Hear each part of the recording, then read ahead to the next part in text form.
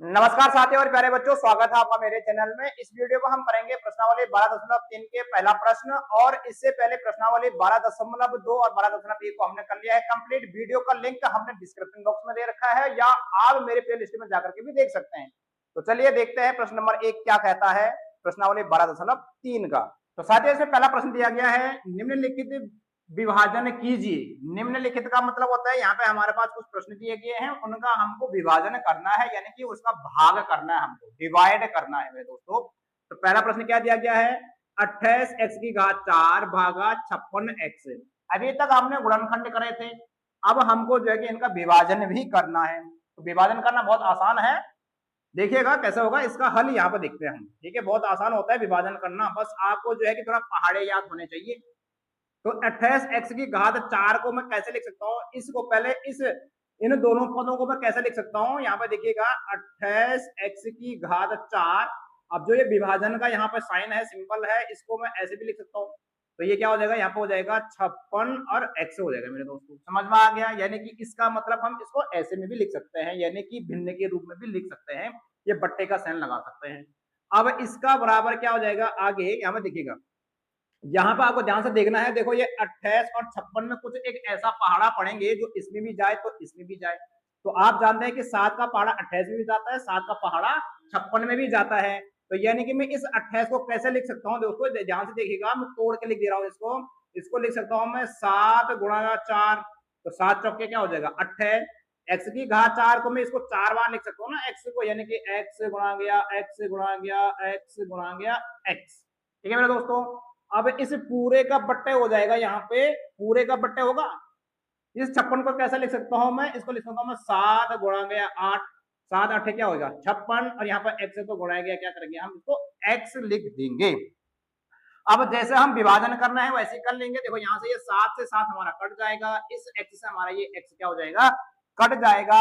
तो हमारा आंसर क्या बचना है और कटेगा यहाँ पे दोस्तों, इस 4 से 4 एकम 4 और 4 दूना क्या हो जाएगा 8, ये भी कट जाएगा। तो अब हमारा आंसर क्या बचेगा, यहाँ पे देखो, यहाँ पे बच गया हमारा x x x, यानी कि यहाँ पे बच गया हमारा ऊपर क्या 3x बच गया ना, ये x x x। अब यहाँ पे नीचे इसके हर में क्या बच गया, यहाँ पे बच गया यहाँ पे दोस्तों 2। अब इसको अगर हम हल करते हैं तो x गुणा गया x बराबर होता है x की घात क्या हो जाएगा ये 3, और बटे यहाँ पे जो ये 2 इसके कहाँ रह जाएगा, हर में रह जाएगा दोस्तों। अब यही हो जाएगा हमारा आंसर। समझ में आ गया, इसको डायरेक्ट भी काट सकते हैं, लेकिन हमने जो है कि इसको पूरा विस्तार करके हल कर दिया है। इसके बाद इसका दूसरा भाग देखिए, दूसरा भाग देखिए साथियों क्या दे रखा, -36y की घात 3 भागा 9y की घात 2। इसको कैसे लिख सकता हूँ मैं, इसको बट्टे के रूप में लिख सकता हूँ, यानी कि बट्टे के रूप में ही है, तो विभाजन के रूप में इसको ऐसे लिख रहा हूँ क्या, -36y की घात 3, इसके बट्टे में इसको लिख देंगे हम 9y की घात 2। समझ में आ गया, इसको हम ऐसा लिख सकते हैं, इस साइन को हम ऐसे में भी लिख सकते हैं बराबर। अब आगे देखिएगा मैं इसको कैसे लिख रहा हूँ, -36, इसको हमें तोड़ दे रहा हूँ, y की घात 3 है तो इस y को 3 बार लिखेंगे, y गुणा गया y गुणा गया y। ठीक है, मल्टीप्लाई का साइन लगा दिया, गुणे का साइन, इसके पूरे बट्टे।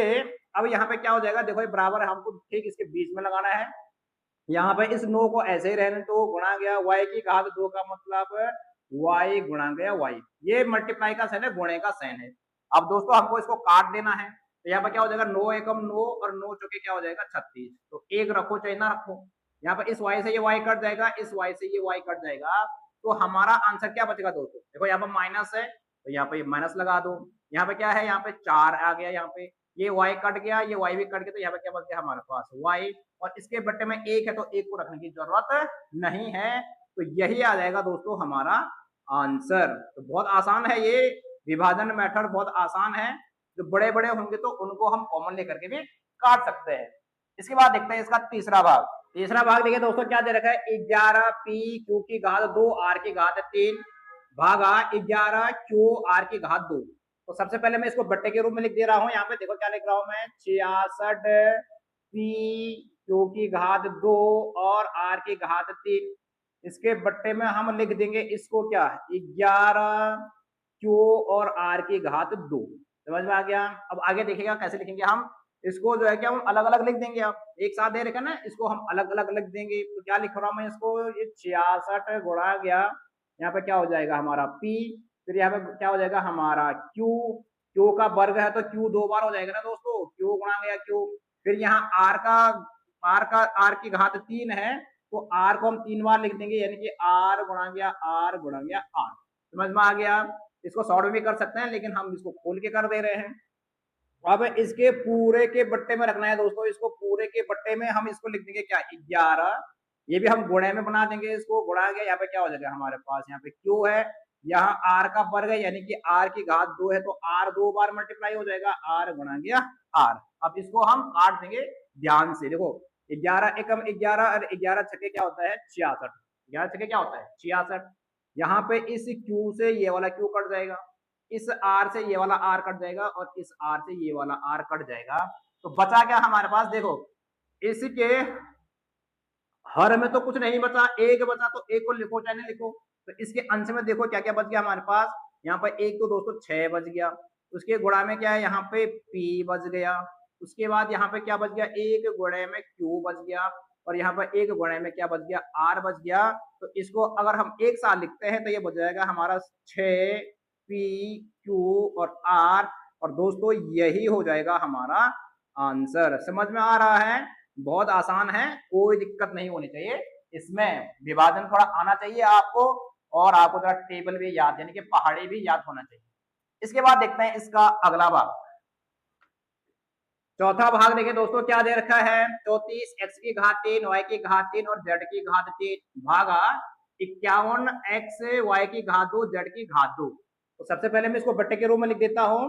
मैं इसको लिख रहा हूं यहाँ पे 34 x की घात 3 y की घात 3 और z की घात 3, और इसके बट्टे में हम रख देंगे यहाँ पे 51 x y की घात 2 और z की घात 3।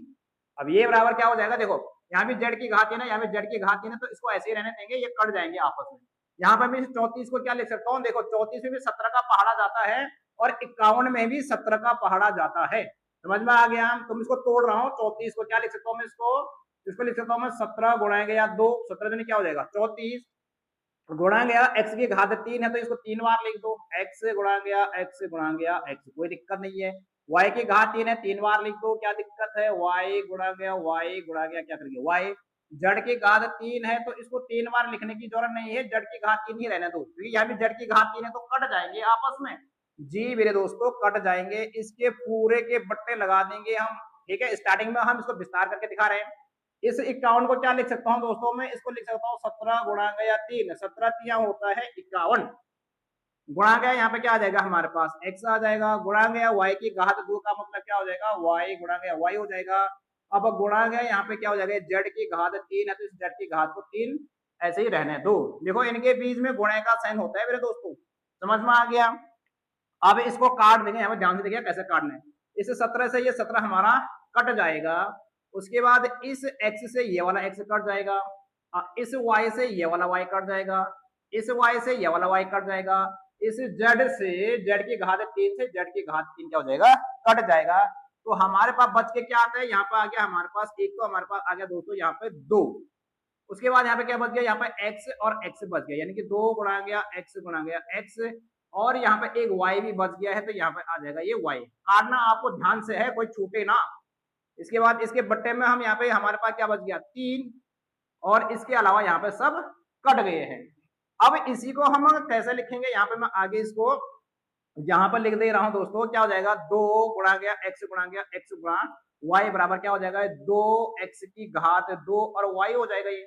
ठीक है, x गुणा गया x बराबर x स्क्वायर या x का वर्ग, और यहाँ पे क्या हो जाएगा ये y हो जाएगा, और बट्टे यहाँ पे क्या हो जाएगा ये 3 हो जाएगा। यही आ गया हमारा आंसर। और इसी को हम और कैसे लिख सकते हैं, तो इसी को हम ऐसे भी लिख सकते हैं 2/3, यहाँ पे जो है कि इसके सामने x स्क्वायर और y, इसको ऐसा भी लिख सकते हैं। तो ये दोनों ही आंसर सही है, कोई दिक्कत नहीं है, दोनों का मतलब एक ही है। यहाँ पे जो ये व्यंजक है हमारे पास उसको हमने यहाँ इसके सामने लिख दिया, तो सामने लिखो चाहे ऊपर लिखो, ये 2 के साथ गुणा में ही है। समझ में आ गया मेरे दोस्तों। तो आप चाहे यहाँ ही छोड़ दो आंसर को, चाहे यहाँ तक लेके जाओ, कोई दिक्कत नहीं है, दोनों एक ही है। इसके बाद करते हैं इसका अगला भाग। पांचवा भाग देखिए दोस्तों क्या दे रखा है, 12 a की घात 8 b की घात 8 भागा -6 a की घात 6 b की घात 4। अब दोस्तों हम इसको पहले बट्टे के रूप में लिख देंगे। कैसे लिखेंगे इसको? 12 a की घात 8 और b की घात 8, इसके बट्टे में आ जाएगा -6 a की घात 6 और b की घात 4। अब यहाँ से ध्यान से देखो, इसको मैं गुणनखंड के रूप में लिख देता हूँ, जरा बीच में हम मल्टीप्लाई लगा देते हैं। यहाँ पे देखो, इसको लिख सकता हूँ मैं 12 गुणा गया a की घात 8 गुणा गया b की घात 8। इसको ऐसे भी लिख सकते हैं हम दोस्तों, कोई दिक्कत नहीं है। यहाँ पर -6 गुणा गया यहाँ पे a की घात 6 और गुणा गया यहाँ पे b की घात यहाँ पे क्या कर देंगे? 4 कर देंगे। अब यहाँ पर आपको ध्यान देगा ना दोस्तों कि a की घात 8 तो इसको 8 बार लिखने की जरूरत नहीं है, क्योंकि इसका लंबा लिखने की जरूरत नहीं है। देखो हम इसको कैसे हल करेंगे, ध्यान से देखिएगा। सबसे पहले मैं इसको काट दूंगा, यहाँ पे 6 एकम 6 और 6 दूना क्या हो जाएगा दोस्तों? यहाँ पे 12 हो जाएगा। अब यहाँ पे देखिएगा, आपको यहाँ पर a की घात 8 है और यहाँ पर a का घात 6 है। तो जब ये 8 में से 6 क्या हो जाएंगे? कट जाएंगे, तो बचेंगे कितना? a की घात 2 बच जाएंगे। यानी कि यहाँ पे ये 8 x होंगे, नहीं 8 a होंगे, a गुणा गया a गुणा गया a 8 बार, इसके बट्टे में ये 6 बार होंगे। तो यानी कि 6 तो कट जाएंगे, बचेंगे ऊपर कितने? 2 बचेंगे। या दूसरा ऐसा समझ लो कि यहाँ पे a की घात 8 है, यहाँ पे a की घात 6 है, तो 8 में से 6 गए कितना? घात 2 बचेगी हमारे पास। तो यानी कि यहाँ पे हो जाएगा ये, यहाँ पे क्या आ जाएगा? यहाँ पे 2 आ जाएगा दोस्तों, ये 2। अब यहाँ पे क्या आ जाएगा? ये गुणा गया a की घात 2 आ जाएगा। कहां से आएगा? 8 में से 6 गया 2, ऐसा समझ लो। गुणा गया यहाँ पे b की घात 8 है, यहाँ पे b की घात 4 है, तो 8 में से ये घात ऊपर जाके माइनस हो जाएगी, तो 8 में से 4 गया तो कितना बचेगा? 4। यानी कि ये b की घात बच जाएगा हमारे पास 4। अब इसके बट्टे में अब हमारे पास क्या बचा? देखो, अब इसके बट्टे में यहाँ पे 6 कम 6 था, तो यहाँ पे हमारा बच गया -1। समझ में आ गया? अब ये बराबर हो जाएगा हमारा दोस्तों क्या? 2 a की घात 2 और b की घात 4। अब ये माइनस है, तो इस a का तो कोई वैल्यू नहीं होती है, मतलब a को हम किसी संख्या से डिवाइड करेंगे, आंसर हमारा वही आएगा। लेकिन ध्यान रखिएगा, माइनस यहाँ हो चाहे यहाँ हो, हमारा उत्तर माइनस में ही आता है। माइनस यहाँ हो चाहे यहाँ हो, अंश में हो या हर में हो, हमारा उत्तर किस में आएगा? माइनस में ही आएगा। तो सबसे पहले हम यहाँ पर माइनस लगा देंगे। यहाँ पे क्या हो जाएगा? ये 2 a की घात 2 और b की घात 4, और यही हो जाएगा दोस्तों हमारा आंसर। क्या समझ में आया क्या आप लोगों का ये?